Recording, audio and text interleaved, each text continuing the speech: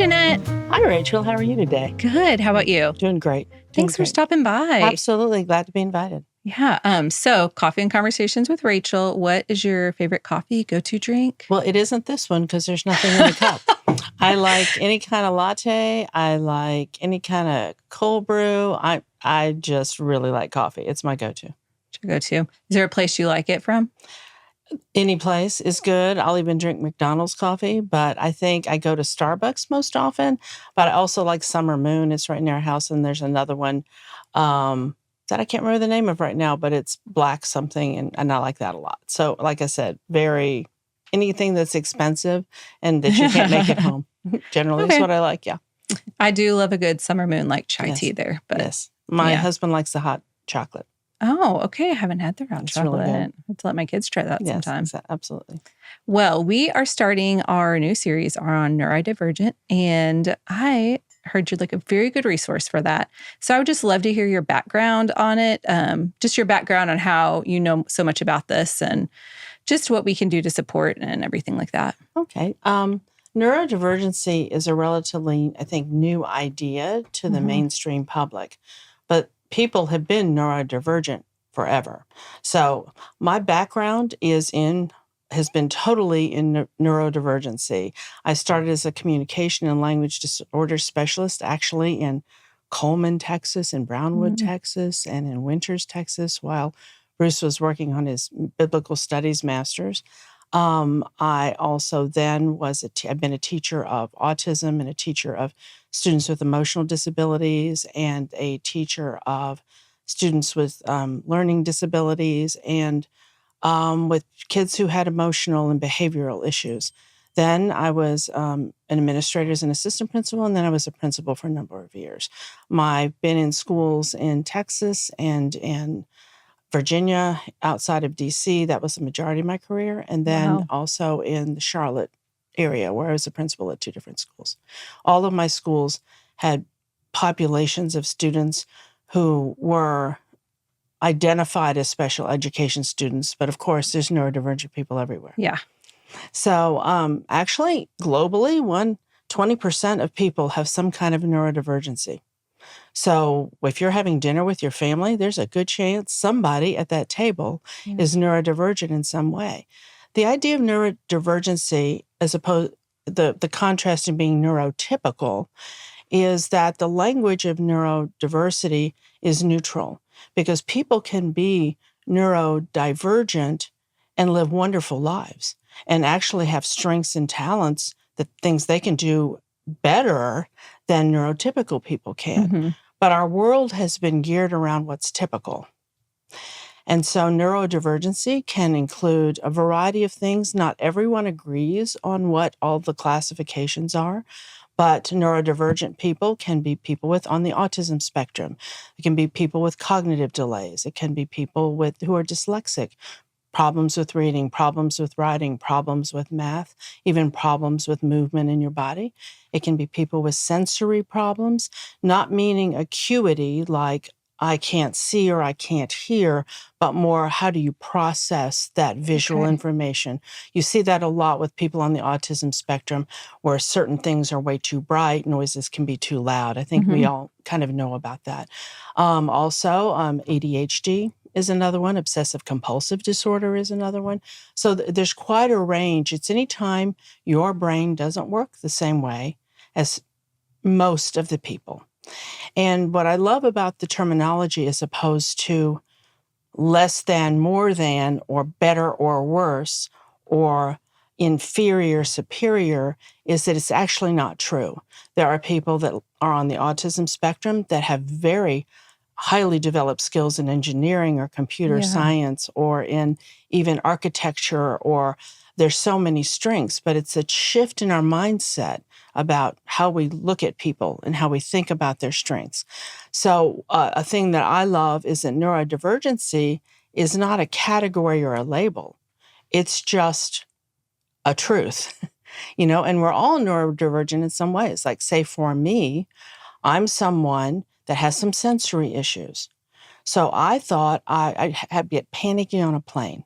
And I thought, what is wrong with me? What is this about? What is whatever? Well, what I learned about myself is that certain noisy environments cause me to feel anxious. I mean, it's like a physiological response. I can be in a crowd, say at a concert, and I'm fine for a while.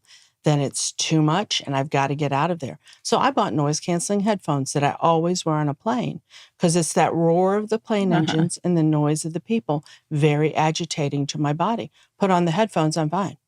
So I actually am not afraid of flying. I just don't like the noise. So there's so many things like that that most of us have if we think about. So I love that the shift is away from categorizing people and putting kids who might have a special need on the other side of the school where nobody sees them to no, you're one of us. We're all the same. And we need to find out how you learn because everybody can learn on some level. And find out what you need. How do we accommodate you so you can have what you need and so we can have a relationship? So that's kind of the big brush view of what neurodiversity is. But the idea has been around for a very long time, since the 90s.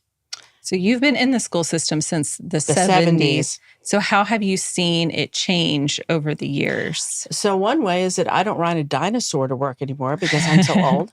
But also, I'll take, for example, one of my very first communication disorder jobs that I had, and then another one that I was teaching a classroom of kids that were cognitively disabled. And this was in rural, small town Texas. Well, a lot of the kids that I served were actually migrant farm workers' kids. So there was a poverty element there, but it was determined that they were actually cognitively delayed using the old language of mentally retarded, and it was because they couldn't speak the language. Wow. And their experiences, so if you spoke to them in English, they couldn't learn anything because they didn't speak English. So of all the kids I had in that room, only one was truly cognitive delayed, and she had a medical syndrome. The other kids were not. And so that's probably the biggest example that if we don't know what to do, we put somebody in a box and put them over here. And there's a lot of fear involved in that. So I think through the years, and I've seen it transition where kids, to the point where kids were included as much as they could be. And there's a part of me that always thought in my heart of hearts, well, yeah, why is this a big deal that we're promoting inclusion? Because everybody should be included to the degree that honors who they are, in a respectful way. So I also think that something that has changed just even in the hiring process, and I think this is true for companies as well as schools, there are neurodiverse people that are teachers in schools because certain content areas, they're just really, really good at it. Yeah. And so the process is just more respectful to say we're all different. Most teachers tend to be auditory. And for kids with autism or certain kinds of processing disorders, this is really a problem. So kids have got to teachers have got to learn to be more visual. I've seen that happen with second language learners just being incorporated into a classroom where you provide a lot of visuals so people can understand. So I think teaching has changed through the years, but in so many better and respectful ways. Yeah, I would agree with you on that. We're open to more things and educating ourselves on okay, well, this person may not learn this way. I'm willing to, what can we do better to make them learn things more? Exactly. Because as a teacher, I think old school thinking about a teacher was that you have content you are presenting. If they get it, they get it. If they don't, they don't. Yes. But actually the heart, and probably you may have experienced that even in high school when you were there, where you had that teacher that was content driven. But then my point was always, and they were proud of those kids who didn't make the curve. They were proud that, oh, my test was so hard. No, actually, everybody should have made an A if you're teaching. Yeah. So I think that's a big shift that's happened also in schools. Yeah, I would agree with that. And I do feel like they do a good job of now at the end of the year, what does your kid need? How do they thrive? So then they can kind of base that off of the teachers and kind of put your kid in a class where they think they're going to do good. Absolutely. And I think that especially in elementary schools, they have a certain process. I don't know about Texas. I taught in Texas early. That was back in the 70s. But I think that understanding the social and emotional well-being of your child and parents know their kids better at home. Teachers often know the kids better at school, but that's why the communication and the partnership is so important. And I think that's really changed, is partnership, where parents can come in and talk to a school counselor about how to support their child, maybe with the social emotional issues. Because people that are neurodivergent and more things we're more used to, like hearing about ADHD or that kind of thing, can also have other medical things going on. Just because you have this broad category of things that are kind of more typical doesn't mean you may not have multiple things going on, and many kids do. Many kids do. A really anxious child can have social anxiety in a school setting, or if you're a child with autism, you're probably going to have some level of social anxiety that's going to be wrapped up in communication and not being able to understand the cues of people around you, maybe being overwhelmed by the noise and the talk, maybe a processing disorder related to speech, because when we talk in a child to a child, and we most often will want them to do something. So if they don't answer us, we think they didn't hear us. Yeah. So we keep saying it.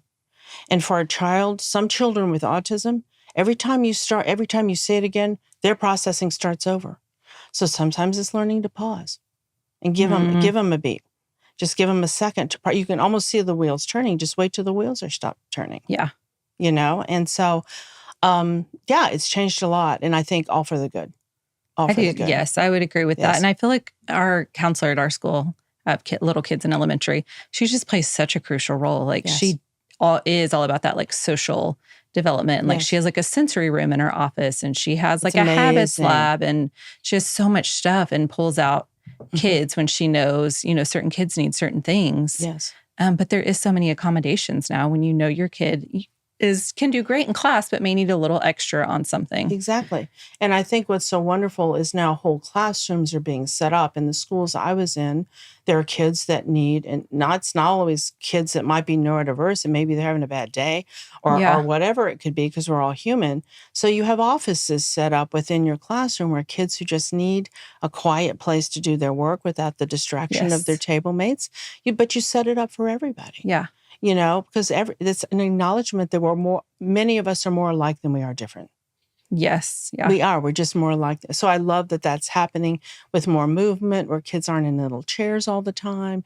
In the schools I was in, we made sure that the primary grades had wobble chairs, so kids that need more movement can sit, and the kids could choose where they wanted to work. We had standing tables. We did all of that because we're all different. I'm a kinesthetic person. That's why I hit the mic, because I'm moving around all the time. I can't survive in an environment where I have to sit forever. So we have to, sometimes if we look at ourselves and go, well, what about me? As an adult, I'm right. We can see connections to ourselves and go, oh, we are alike. This isn't different than me, or somebody I know. And I think that's the crucial thing, is to be able to identify all the similarities. Yes. And then understand how to approach the differences. And also, everybody's different. So there isn't a package deal. Even for your teaching students with autism, you're going to have kiddos that may be hyperlexic. I had a student at one time that could read. You could hand him a college text when he was 5. Wow. And he could read it. Now, his comprehension was different. His language use was a little different.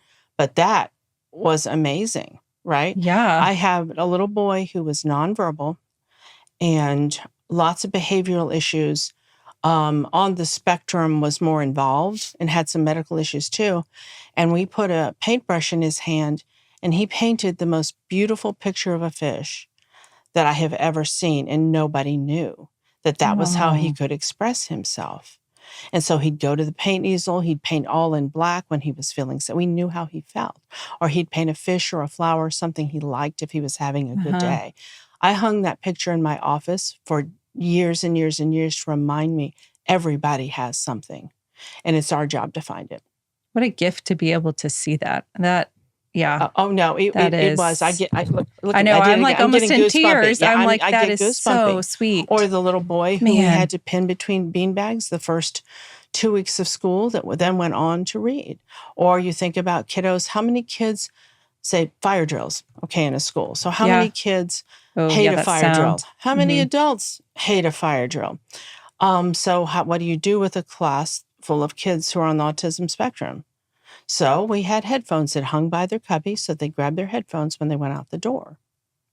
And then some of them went, no, I'll just cover my ears. And then eventually you get desensitized and they're walking down the hall and nobody's having literally a meltdown because they can't stand it. It's so painful for them. So it's just sometimes simple solutions. It's just simple solutions. Yeah. So did you go to a lot of trainings to kind of learn that throughout the years, or you kind of just like learned it yourself? And I think that, no, I've gone to lots of trainings. Okay. I went through, at the time, one of the school district I was in did not have a specified autism program. I was in Fairfax County Public Schools, which is, at the time, was like the 11th largest school district in the country. It's a huge school district. So you had lots of resources. Had a lot of programs to meet the needs of all different kinds of learners, including second language and whatever. And so they were starting a pilot of these classes that would be specially set up for students with autism. And the benefit of that is there are certain needs that most kids with autism have. They need a quieter, calmer environment. They need their own privacy when they're working. They need lots of visuals to go, now here's they need order in their day, structure and routine. And so I was able to be able to, in that school district, set up the first classroom like that. And so I went to training in North Carolina through what was called the TEACH program at the University of North Carolina. I did that. I went to a lot of trainings just ongoing with it. My background was in special education, so that was my degree. I graduated with speech and language therapy and then also with cognitive disabilities and handicaps. So that was my college background. I had massive internships at rehab centers. I've worked with all age of kids. I've had experience with stroke victims. And so my training, it's just been, and then also there's just the school of, here you are, and now we're going to figure this out. I mean, that's a lot of it. So what that's hopeful for is you don't have to have my background. I think my background gives me a different eye toward it, but you don't have to have that background to also look at someone and watch and listen and go, what do you need and how can I support you? I think we strike the word help and turn it into support, because help can sound judgmental. Yeah. Like, I'm going to help you. Right? And that's how people hear it. I think going, how can I support you? And sometimes they go, I just need you to listen to me when I need to cry. Because for parents, it's certain spectrum disorders, certain behavioral disorders, it's a challenge for a family and it's hard for parents because you don't know what to do and you have other children that maybe don't do this. Yeah. You know, it's just hard. It's hard. And so sometimes the best thing that a parent might need is just somebody who'll take them to coffee and just listen. And just listen. You don't have to have the answers, but that's most of our Christian walk, isn't it? So people say, so as a Christian, what should we do? Well, as a Christian, we should be Christian. You know, we should care about people and love them. We're all God's creatures. God made people equal. Paul says in Corinthians that I become all things to all people. So if you don't know what to do, show up and give a hug and listen. Yeah. You know, and that's a lot. That's a lot because people can feel really isolated. I think we miss that as adults too sometimes. Like sometimes you just need a listening ear. Like you don't need to ask them questions. They don't need a lecture on how to parent. It's just like they just need love and they just need like, it's going to be okay and I'm here for you. Exactly. And so we forget about the adults sometimes. Yeah. But if you're the caregiver or the parent or the one who loves somebody who is neurodivergent, you have a lot of learning you're going to have to do while also managing your own family. And if this wasn't your area of expertise, you can feel really lonely and overwhelmed. Yeah. Because many kids have sleep disorders that fall under neurodivergent in all these different categories. They've got sleep disorders. Maybe they're afraid of medication. They don't know who to trust. I mean, there's just so many. I always have believed that God will show you. If you show up for people, then God will tell you what they need and he'll help you understand.